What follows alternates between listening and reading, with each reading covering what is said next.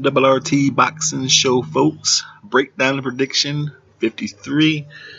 The final title eliminator for the light heavyweight division in the WBC bracket. This was supposed to be Alvarez and Gvozdyck, but Team Alvarez disputed it, said we don't need any more title eliminators. We did like 3 already for Adonis. So Gvozdyck is going to fight number 11, Medhi Amir, for the interim WBC light heavyweight championship.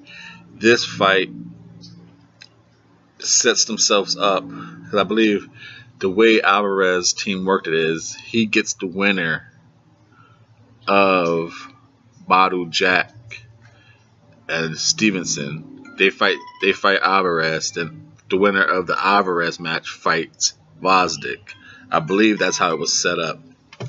On this fight here, you got number 2, Oleksander Gvozdyck taking on number 11, Medhi Amir. 249 rounds for Medhi. He's 34-5, 16 victories by KO, 1 loss by KO.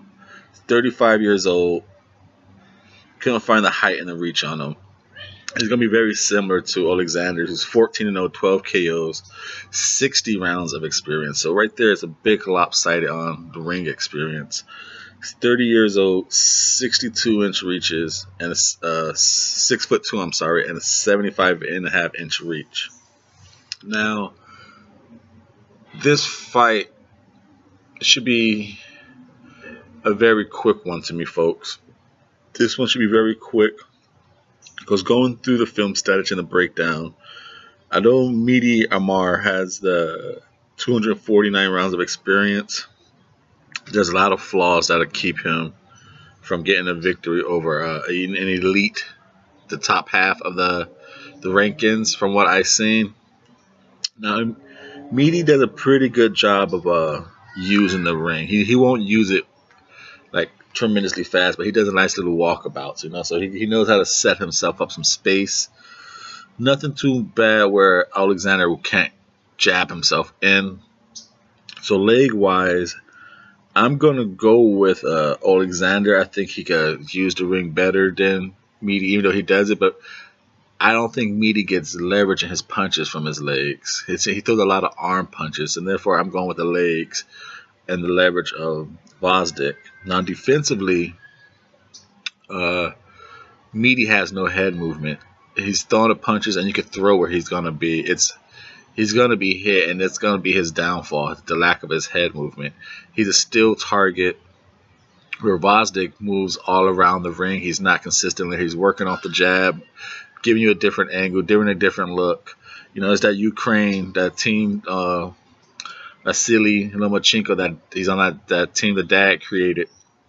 That movement and angles, working on a jab, and I think his head movement, his different angles, is going to be too much for Medhi, who already throws arm punches, to get enough power on his shots. And offensively, like I said, Medhi works behind a jab, and when he does have you stunned, he'll unleash combinations on you, but they're all arm punches. You don't see him really stepping over and turn them. And I think Gvozdyck is just gonna hurt him with his offensive selection. He has punches he could throw and variations of speed, and the lack of Medhi's head movement. It's going to be a clear target for Gvozdyck to land on, and I think he's going to stop Medhi in around 6 rounds or less. This is the Double RT Boxing Show. I'm your host, Mr. A. Please give a thumbs up. Thank you for tuning in. And a recap of this breakdown and prediction is for the WBC Interim Light Heavyweight Championship, number 2, Gvozdyck, will defeat number 11 in 6 rounds or less by a TKO and move on and wait his line of puzzle between Alvarez, Badu Jack, and Adonis Stevenson. He's in there waiting for that one of those 3 opponents. Double RT Boxing. I'm your host, Mr. A. Give that thumbs up. Appreciate your support.